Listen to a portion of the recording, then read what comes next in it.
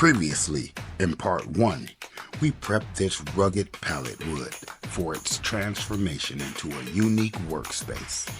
Now, let's dive into part 2. To start, I taped the workspace top, leaving a 1/4-inch lip all around. This keeps the epoxy right where we want it, on the surface. Then I taped the bottom to make sure no epoxy would leak through the cracks.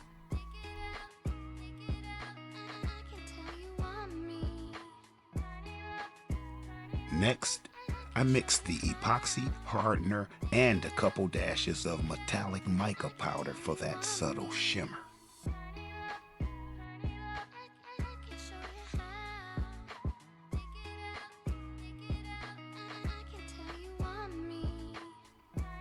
After a solid 2 minutes of mixing, it's time for the pour. I poured the epoxy close to the edges, spreading it evenly across the surface. The goal, a thin, glossy finish that preserves the table's rough rustic charm. After all, that's the beauty of using pallet wood for this project.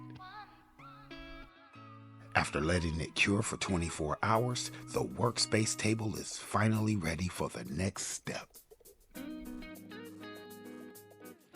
Stay tuned for the next part of the Stan McShan Studio build, where I install this floating workspace on the studio wall. You don't want to miss it.